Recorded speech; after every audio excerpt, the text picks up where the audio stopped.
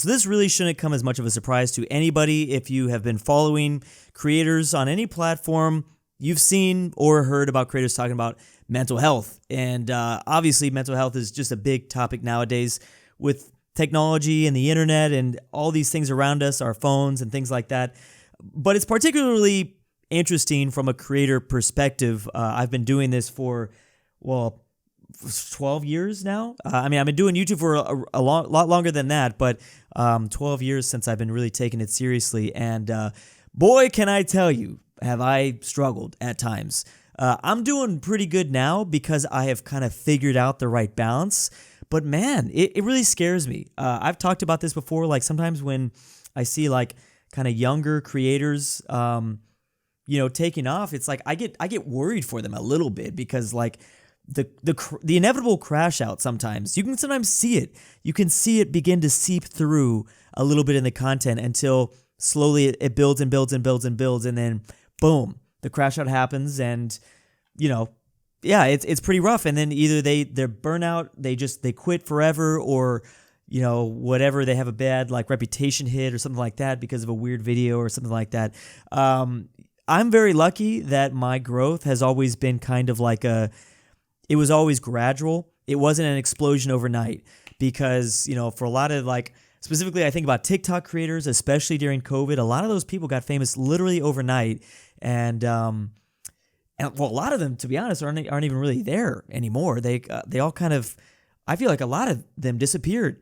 A whole lot of creators, just in general, I've been noticing, have been disappearing.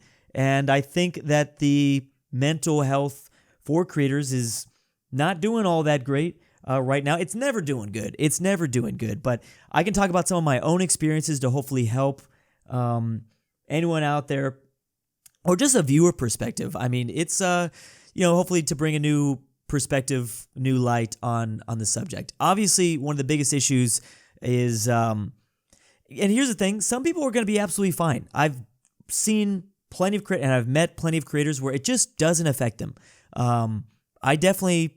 I think the vast majority it does. I mean, how could you say it doesn't? You know what I mean? How could you do this job and say that it doesn't affect their mental health? But I've seen some creators do a really good job at combating it, and some people just they were just kind of raised for it. But so some people can handle a lot more than others. I'm definitely not one of them. But I think one of the big things is, but here's the thing, something that I've noticed is like obviously the creators that are the biggest on whatever platform have either the skill trait or just the mentality to be able to handle it the best. They've either figured out the techniques to be able to handle it the best, or they just can do it. Maybe something with their family life, maybe the way they grew up. They're just like insanely securely attached. So that's great for them. But like I said, I think the vast majority of creators do struggle with this. But in terms of my own experiences, like I said, I started taking this stuff seriously in 2013. I was very gradual growth, so it was never too bad. But I was always extremely conscious. Sometimes I go back and watch old videos. I was kind of doing that today. And you could feel I did not want to make people mad. I don't like making people mad. I definitely felt, you can feel watching my old content that I was walking on eggshells. I just didn't want to do it. I didn't want to make people mad. I wanted to make sure that, whatever, everybody was happy in the comment section. And I think, unfortunately, that definitely caused me to grow slower because of that fear. That caused me to take less risks, and do what I wanted to do. There's a big transitional phase in my content creation life where before 100,000 subscribers and after. When I hit 100,000 subscribers, I was just like, screw it. I'm going to do whatever I want. It was a very interesting time of life for me, and I was able to handle, that was the first time I was like, you know what, I'm going to get criticism, but I don't really care. But that was when, mental health-wise, I did struggle because it was a little bit difficult, especially the tactics that I had learned to adapt to became harder and harder. Now, that's the thing, is when you're a smaller creator and you're growing, well, of course you want to read all comments. And when you get to a certain point, it becomes extremely detrimental. At least it was for me. So for like the first 8-9 years, I think I would read every single comment, and I do not have the bandwidth to be able to do that. Every single negative comment I would read, because it's not, it's not that there's anything wrong with you, because obviously you don't have to be a creator to read a bad comment about yourself. You can be anybody. You can have a Reddit account or tweet something kind of risky or something like that. And of course, even if you get 99 good comments, the one comment will stick with you all day and it'll really bother you. Obviously, I'm no different. That's how it was. And I did that for like 8 to 9 years where, read one bad comment, it's just like, dang, it would just be in the back of my mind. I can honestly still remember certain comments from years ago that really messed with me. But, funny enough, I look back at it now and I'm like, that was stupid. It was just at the time. You have the time and the place. It hits you the right way, and it's just like, dang. But to circle back, it's like now so I can share some of my techniques. Now what I do is I try to read the first, the top comments, and that's about it. Because that's what the people are upvoting. The comments that they think are funny, or maybe a mistake that I made, or just something they want to share with me. So, I would recommend reading the top. Now, if you're a small creator, read all of them. You'll probably be okay. But at a certain point, you kind of have to. You kind of have to limit the amount of comments that you're reading, just because of, they're going to get rough. They're going to get rough. And people just come out and say mean things for no reason. And it's just the internet. And, of course, for a lot of people in the world, for some reason, they like to act super just like an asshole on the internet, and that's never going to change, and that's fine. You're allowed to do that, but I'm allowed to not read what you have to say, because obviously I think a lot of people don't even expect people to read the mean things that they say. So yeah, just don't. But yeah, just limit yourself to the top couple comments. For me, one of the biggest things is I did not have a good work-life balance for like a long time there. I worked way too much. And I did not understand this concept for, again, like the first 10 years. I thought you just needed to work. When I wanted this so badly in the beginning, I could not get my mind off of any of this stuff. I was working 6 days a week for, 8 years there. I would give myself one day off, but that was it. And it wasn't just 6 days a week, a couple hours each day. It was 6 days a week, the full day. You know what I mean? Maybe I remember having a schedule where I would take Saturdays off. I'd work a full day on Sunday, full day on Monday, full day on Tuesday. I would take a half day Wednesday, and then back to full day Thursday, full day Friday. And I lived like that for years. I didn't see any of my friends. You can ask my editors, Frank. I did not see anybody. I didn't have a life at all. And I thought that I gave myself a day and a half in my mind. So I thought that was enough. But no, that definitely was not enough, because it's very important. I was not reminding myself enough that life is a lot bigger than just this.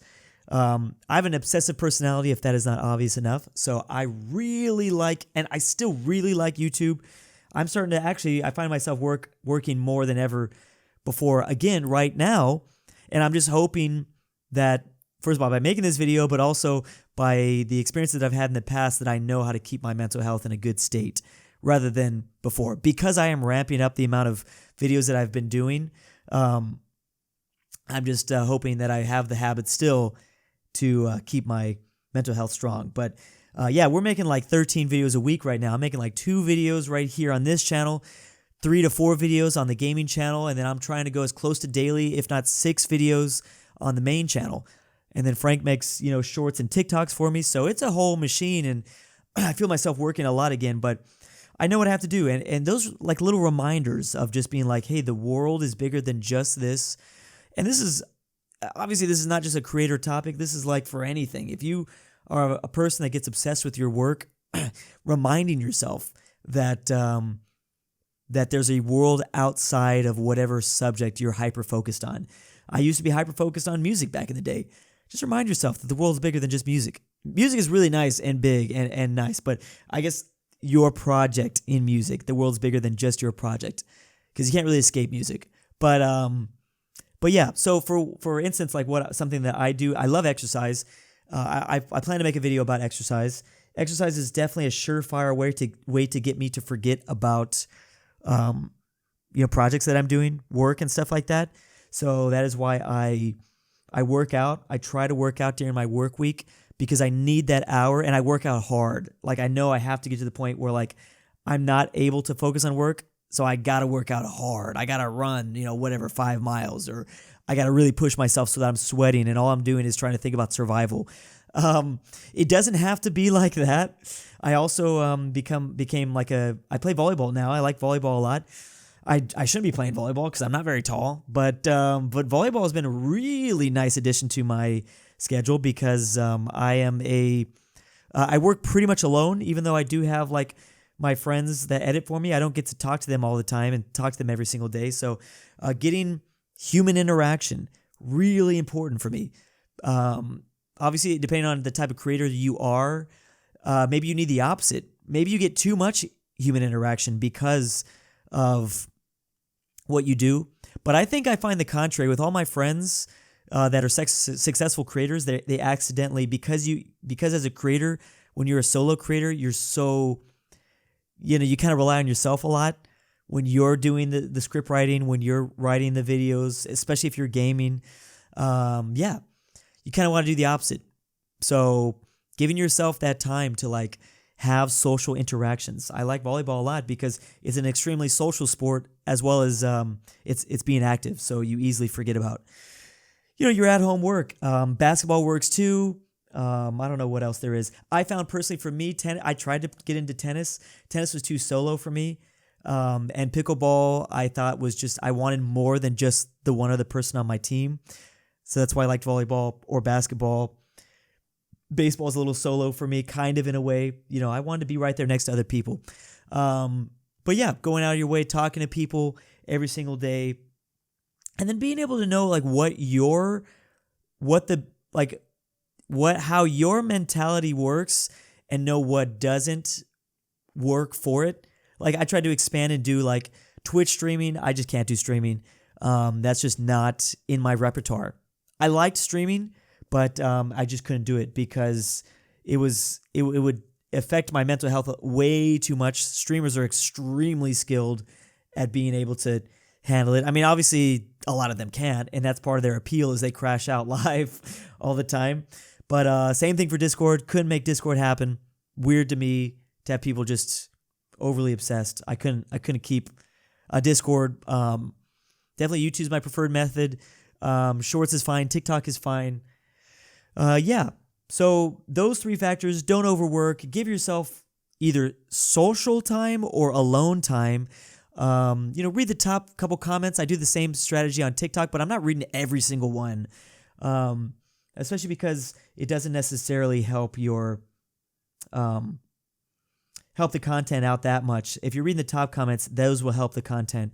Every single comment can actually detour your content. And I think that's the main 3. Again, if you're younger and you're having trouble with these, I hope that these recommendations happen.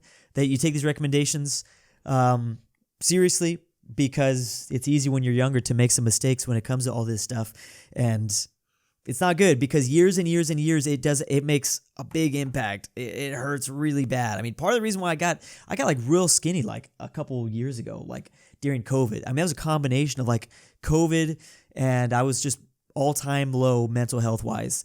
So I dropped like 30 pounds. You could see it in the video. You can see it in all the videos of that time in like 2020. Like, I was just really unhealthy, and I had like personal things going on. COVID did not help. It was just years and years of like bad mental health practices while I was doing YouTube. So it all was like a trifecta, and I waited too long to try to address that and fix that. But luckily everything was fine. I got out of that, and don't let those same mistakes happen. I always recommend therapy to people. I think that's a great idea to everyone. I know all people, not everyone believes in therapy. I like therapy personally. I've been doing therapy like whenever I need it, like every so often. If I need it, boom, I have no questions. Let's go, boom, let's go talk to somebody. Just to have someone to give you advice that's like, like a fly on the wall that's not involved in your life is so useful. That is so useful. So yeah, take it like that. When it comes to a therapist, don't think this therapist needs to be God.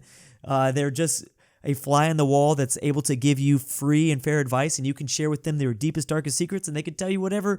And you don't have to necessarily take their advice seriously, but hopefully you do find a therapist that you do really like and you do take seriously. But anyways, yeah,